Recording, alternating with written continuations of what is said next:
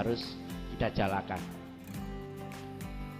Gini loh, itu tadi Cak Nun sudah menyinggung An-Nur ayat ke-35. Itu ada kata-kata yang saya paling suka di situ, walau lam tamsashunar. Jadi geni kuwi murup, cahaya itu murup tanpa disentuh. Nah, ada teman saya mengartikan ini sebagai keikhlasan. Ora usah dikongkon, ora usah dikuyo-kuyo, ora usah diperintah, ora usah di PI program, dia jalan sendiri.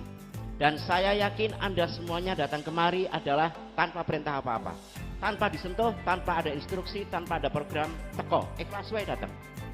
Ya, saya percaya itu. Ada kisah yang menarik dari pertemuan. Ada perintah dari Allah kepada Nabi Ibrahim. Ketika Nabi Ibrahim sudah mencari sebagai nabi iman yang beriman, mencari di mana ada Allah, akhirnya ketemu dan sudah melewati berkali-kali salah keliru, ada pohon dikiranya inilah Tuhan, ternyata tidak. Ketika lihat matahari, inilah Tuhan, ternyata juga bukan. Setelah ketemu, baru Allah memberikan perintah. Perintahnya azin ya Ibrahim, menyerulah kamu, azin azanlah kamu, supaya seluruh dunia ini dengar oleh azanmu. Nabi Ibrahim rendah hati saja. Ya Allah Gusti, piye carane? Cangkemku cilik kok ngene. Donya ngene gedine. Mosok seluruh dunia harus dengar semua.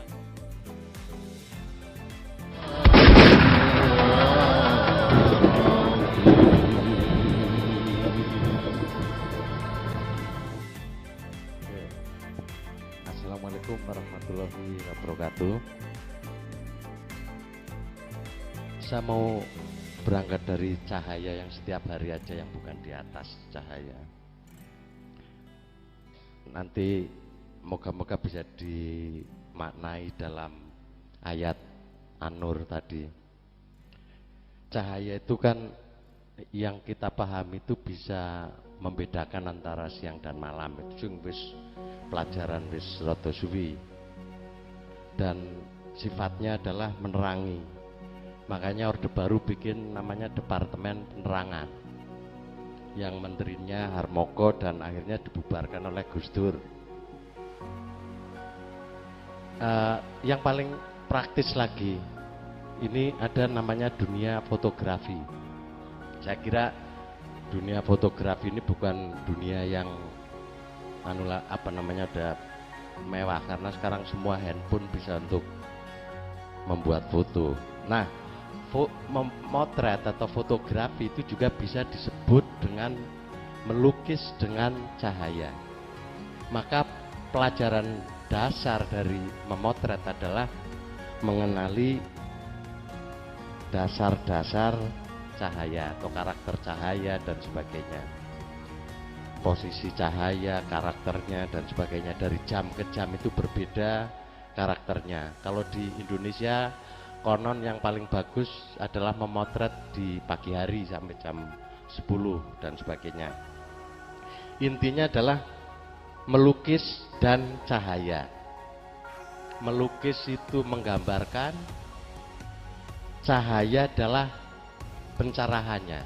Jadi kira-kira hasil fotonya itu mampu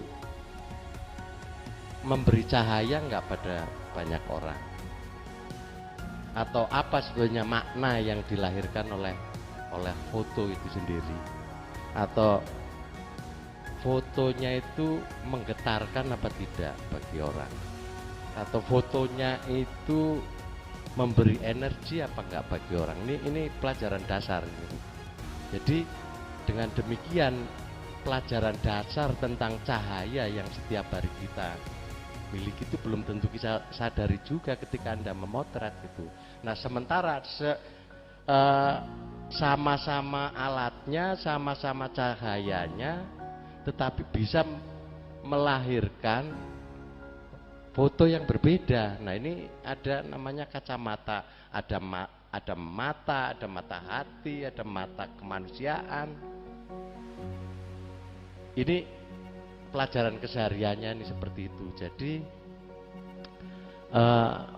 kalau saya melihat bahwa ini yang sangat praktis diterjemahkan dari ayat itu terhadap dunia teknis ya. Ini jelas bahwa orang yang menyadari bahwa fotografi adalah melukis dengan cahaya juga nggak terlalu banyak yang menyadari itu gitu. Padahal benar-benar bahwa memotret itu sangat tergantung dengan cahaya gitu. Nah ini yang saya kira pelajaran dasar di mana filosofinya jelas bahwa tergantung bagaimana melahirkan foto yang mampu memberi pencerahan pada orang apa tidak, foto yang mampu menggetarkan orang lain apa tidak, atau foto yang mampu membangkitkan energi apa enggak. Ini satu contoh aja dari turunan cahaya terhadap hasil kebudayaan manusia. Nah mungkin nanti Cak Nun juga bisa menjelaskan betapa kebudayaan itu menjadi sangat penting sejak dari cahaya bisa menjadi karya fotografi, atau juga cahaya melahirkan karya-karya yang lain juga ya, seperti listrik seperti dan sebagainya. Maka disebut energi. Itu yang mungkin saya pengen menyederhanakan dari hal-hal yang setiap hari juga sebenarnya kita alami. Saya kira itu saja. Terima kasih.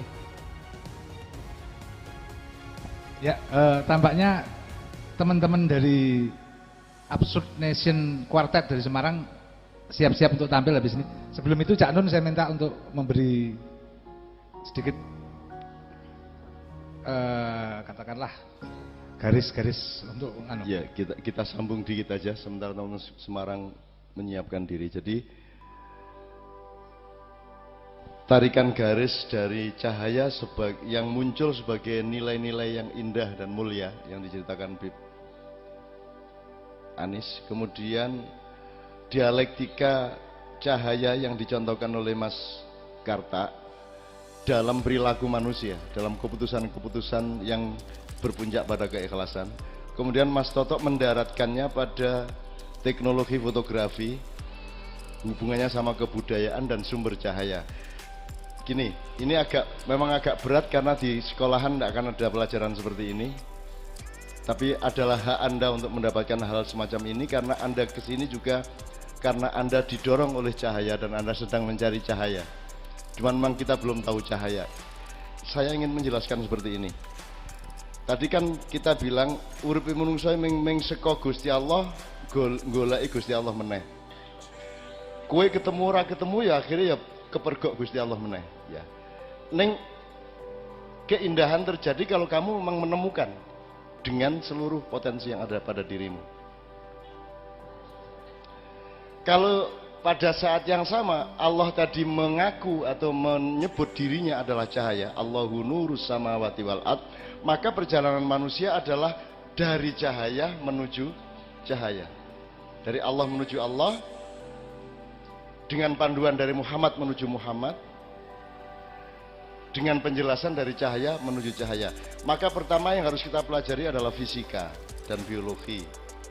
Kedua yang harus kita pelajari adalah kosmologi yang merupakan makro dari ilmu fisika, matematika, dan biologi. Yang ketiga harus kita pelajari adalah fisika kebudayaan. Jadi tata kelola perilaku manusia, di situ ada akhlak, ada kamulyan, ada pamrikso, ada macam-macam. Supaya pada tahap keempat kita menemukan cahaya yang sebenarnya. Tidak mudah menjelaskan, tapi kira-kira ini ya. Ini kan bukan cahaya ini. Yang menyinari kita ini bukan cahaya. Ini adalah benda yang memantulkan apa yang secara fisik kita sebut cahaya. Bahkan matahari pun tidak memancarkan cahaya. Matahari hanya memancarkan energi inti yang ketika menimpa benda-benda alam tertentu dia membuat mata kita kompatibel sehingga bisa melihatnya. Jadi cahaya adalah sesuatu yang sangat misterius yang merupakan awal dari kehidupan kita dan sesuatu yang amat gaib yang merupakan ujung dari kehidupan kita. Ya, ki rumusnya ketok gampang neng ya kudu nganggo imajinasi. Nah, tadi ketika ada duar tadi, ada Big Bang tadi, itu kan cahaya terbagi menjadi 3. Yaitu cahaya yang tetap seperti cahaya esensial adanya. Kemudian cahaya yang berupa gelombang-gelombang frekuensi-frekuensi dan energi-energi yang tidak kasat mata. Misalnya aura, karisma, sugesti, itu semua dari cahaya yang tidak tampak. Yang di dalam bahasa Jawa disebut dudu ilmu katon. Nah, cahaya pada padatan yang ketiga atau yang paling rendah derajatnya adalah yang disebut ilmu katon atau materialisme.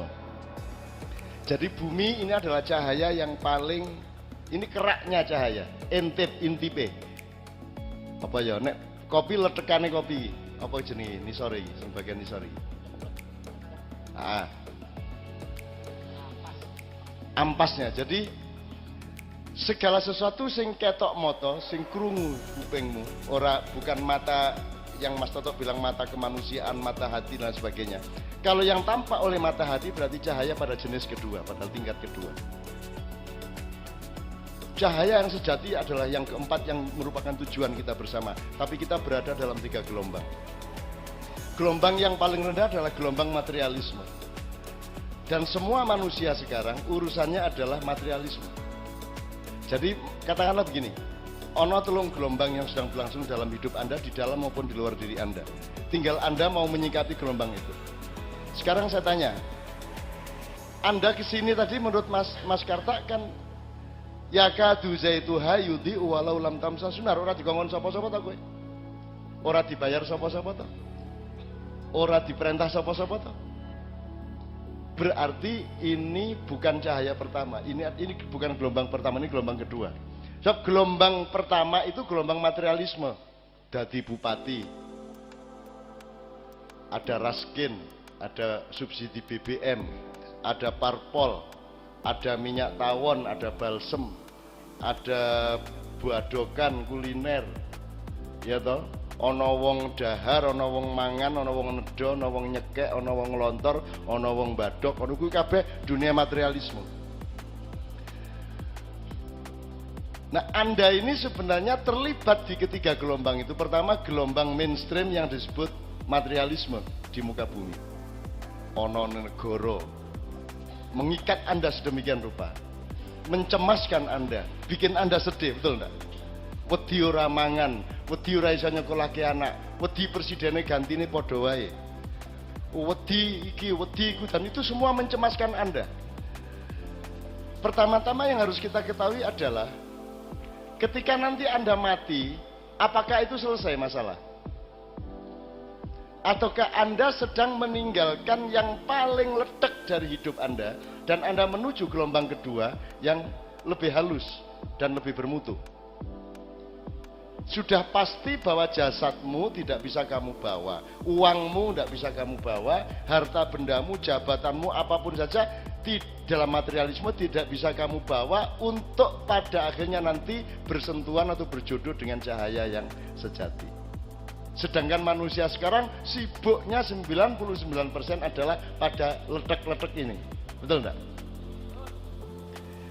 Nah, sekarang teman-teman sekalian, adanya majelis seperti ini itu berarti Anda memberontak kepada gelombang materialisme. Anda cemas, Anda gelisah. Apa ya kaya ming kaya ngono kuwi urip? Apa ya urip ning donya ki ya ming NKRI kaya ngene iki? Apa ya ming alah ya ming Bung Karno, Pak Harto, Habibie, Gus Dur, Megawati, SBY kaya ora ana wong wae ning Indonesia. Kaya ora ana wong pinter wae. Apa ya ming kaya ngono kuwi urip ning donya? Wong saiki ngepake sapa sing cocok dadi pemimpin wis ora iso kok. Mripate kuwalik-walik apa sing Sing jane swarga disebut neraka, apa sing janjane neraka malah dijunjung sebagai swarga. Materialisme adalah alat utama Dajjal dan iblis untuk memperdaya Anda, dan tujuan utamanya adalah membalik cara berpikir Anda sehingga Anda mengejar-ngejar surga yang sebenarnya adalah neraka, dan Anda lari dari neraka yang sesungguhnya adalah surga. Nah, di sini ini gelombang kedua, di mana Anda rene iki mergo kowe ora pati aman to karo gelombang pertama. Atimu aman ra karo Indonesia iki? Aman mboten? Tidak aman. Sebagai apapun Anda tidak aman, sebagai manusia tidak aman, sebagai warga negara tidak aman, sebagai orang Islam tidak aman, ya, sebagai orang Jawa tidak aman, sebagai apa saja tidak aman. Ini kapan-kapan bisa kita omongkan kenapa menjadi orang Jawa tidak aman, kenapa menjadi warga negara tidak aman, kenapa menjadi orang Muslim tidak aman, dan seterusnya. Itu banyak sekali. Tapi intinya kan Anda ini sedang memberontak dari dunia materialisme, dari mainstream gelombang pertama. Anda mencari gelombang yang lebih murni, yang lebih sejati. Maka Anda datang ke sini. Jadi aktivisnya Habib Anies ini adalah aktivitas gelombang kedua, yang hari ini si gelombang kedua ini pelaku-pelakunya sedang menggayuh gelombang ketiga, yaitu cahaya yang sejati. Kita mempelajari apa to janjane urip iki. Apa ya wong ki ming royokan sugih. Saiki ki aja meneh kok rohani ya Mas Toto ya. Kebudayaan aja udah ndak dipahami. Saya berjalan dari Solo, Grobogan, Purwodadi nganti tekan tadi itu yang tampak adalah bukan orang yang punya komunitas budaya seserawungan yang nguri-uri kabudayaan Mamayu Ayuning Bawono. Yang tampak di rumah-rumah mereka, restoran dan warung-warung mereka dan tempat-tempat usaha mereka adalah persaingan pribadi untuk menunjukkan bahwa saya lebih materialistik daripada kamu. Betul enggak? Hanya itu. Berarti Anda berada di tengah-tengah manusia mainstream yang berpedoman kepada leledek, berpedoman kepada materialisme. Padahal materialisme adalah keraknya cahaya yang paling rendah, yang umurnya paling pendek, yang tidak bisa Anda bawa kemana-mana. Sedangkan perjalananmu masih sangat jauh menuju wadkhuli fi ibadi wadkhuli jannati. Dan yang dipanggil oleh Allah wadkhuli fi ibadi wadkhuli jannati adalah ya ayyatuhal mutmainnah, wong sing wis ngrasake, wis tekan, wis iso ngrasake tentrem sing sejati ning jerone awake. Wong sing wis mutmainnah. Mutmainnah wis ora kepencrut karo donya. Ya mangan tetep mangan ning ora njur mangan kuwi dadi nomor 1. Ya golek bojo ya sing ayu ning ngerti to ayu ki ya pirang tahun to ya. Wong guwa wae nek bendina dileboni saya ombo. Kuwi guwa. Kan begitu. Artinya saya mohon maaf ya, saya Mas Karta dengan ini sudah 40 tahun, sama Mas Toto 35 tahun kira-kira. Sampai sekarang tidak berubah. Kami berada di gelombang kedua yang mencari gelombang pertama, gelombang ketiga. Anda lihat ada berapa grup dari God Bless, dari zaman Ucok Harahap, sampai Kus Plus, sampai Panbers, Mersis, Ebit GAD, sampai zaman Noah sekarang. Leto, oke. Ya, oke. Yang ingin saya katakan kepada Anda, saya tidak pernah meningkat sejak itu sampai sekarang. Karena yang disebut peningkatan yang Anda maksud adalah peningkatan materialisme. Saya sugih, saya kondang, gitu kan, saya dadi. Sementara sejak saya kenal beliau, saya umur 19 tahun. Kelas 18 tahun. Saya masih kelas 3 SMA, saya sudah menolak 4-5 hal itu. Aku ora golek kondang, aku ora golek sugih, aku ora golek dadi apa-apa, aku ora golek jabatan, aku ora golek kabeh kuwi, aku ora tertinggal. Nek bangsa Indonesia disebut bangsa terbelakang, aku ora terbelakang. Kita kan disuruh jadi bangsa yang maju. Terus kita sebut ada kemajuan, itu maksudnya saya sugih ngono toh.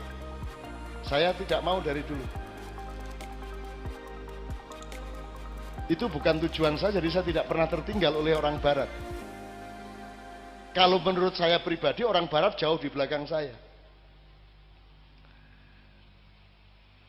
Saya tidak taat kepada semua dunia materialisme. Aku tidak taat kepada dokter, aku tidak taat kepada, aku diikat oleh hukum, aku mau taat hukum. Bilang sama ahli-ahli hukum dan perangkat-perangkat hukum Indonesia bahwa saya tidak mau taat hukum Indonesia. Kenapa? Karena yakadu zaitu hayudi'u walau tamsa sunar.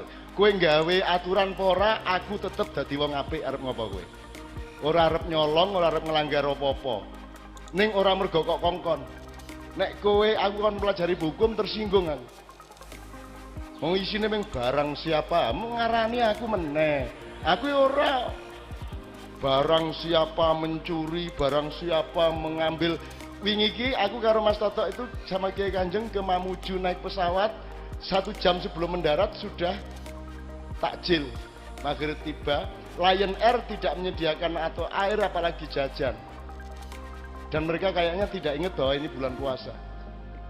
Jadi ketika duri malah ada pengumuman, barang siapa mengambil pelampung akan mendapatkan hukuman. Loh, iki kira ngekei takjil malah ngarani arep mangan pelampung ki lho. Lah ngono ta perasaane ning pesawat ki, dadi guyu kabeh Kiai Kanjeng asu. Wis ora takjilan malah dianggap arep ngrikiti pelampung. Jadi itu benturan antara gelombang kedua dengan gelombang pertama. Nah Anda teman-teman sekalian, saya sarankan mulai malam hari ini, Anda dikuasai oleh gelombang pertama, betul enggak? Dikuasai oleh materialisme, dikuasai oleh undang-undang negara, dikuasai oleh macam-macam yang mereka jalankan secara tidak jujur. Tapi saya ingin nyatakan kepada Anda tidak boleh tertekan oleh gelombang pertama. Ojo gelem digawe sedih, ojo gelem digawe stres. Ojo gelem digawe bingung, kowe kudu madeg, kowe kudu ucul saka kebingungan kowe. Kowe kudu mengelak, kowe kudu ngatasi. Karena kamu adalah manusia gelombang kedua yang mencari gelombang ketiga. Gitu loh. Saya tadi cerita dari Ucok Harahap nganti saiki kowe ndelok. Berapa grup timbul tenggelam aku karo contoh Kiai Kanjeng ki ke tahun 76 nganti saiki ra tau leren. Padahal kita tidak pernah mencari kondang, tidak pernah mencari job, PY, tidak pernah. Dan saya kesini ini juga tidak dalam rangka profesi saya. Saya kesini ini karena ada modulasi antar gelombang, antar pelaku yang berada di satu gelombang. Habib Anis pelaku gelombang kedua mencari gelombang ketiga, bahkan bertorikot melebihi saya. 6 tahun setengah ning kuburan ben bengi. Coba, iya dah. Loh, aku ora tau nglakoni ngono, soalnya aku ora perlu nang kuburan wong roh-rohe sing mara nang nggon aku. Nah, aku lak ngono kuwi. Itu kan karena mencari cahaya sejati, gitu loh teman-teman sekalian. Mencari, lah saiki ki ngene loh. Sego itu cahaya, kerak cahaya. Ning maknane sego kuwi gelombang cahaya. Neng barokah sego kuwi cahaya sejati, ngerti ya? Kowe duwe duit Rp1.000, Rp5.000, Rp10.000. Duitnya itu kerak materialisme yang tidak bermutu. Tapi begitu kamu menggunakan uang itu untuk sesuatu yang baik, dia menjadi gelombang kedua. Begitu dia membarokai kiri kananmu, anakmu, istrimu, dan tetangga-tetangga, maka dia menjadi gelombang ketiga. Jadi tidak menolak materialisme, tidak. Saya tidak menolak Indonesia, tapi jangan Indonesia menyuruh saya untuk memaknai hidup ini seperti bagaimana kamu memaknai. Saya datang ke pengajian bukan karena saya ustadz, saya tidak memaknai diri saya sebagai ustadz. Apa ustadz ki? Dolek ono ning Quran kata ustadz ne ono. Kok saiki ustadz itu dadi profesi sing dijunjung-junjung tinggi. Njur kudu duwe jargon jamaah. Apa kuwi? Itu peristiwa gelombang agama spiritual atau peristiwa materialisme dan kapitalisme? Kalau Anda nonton TV,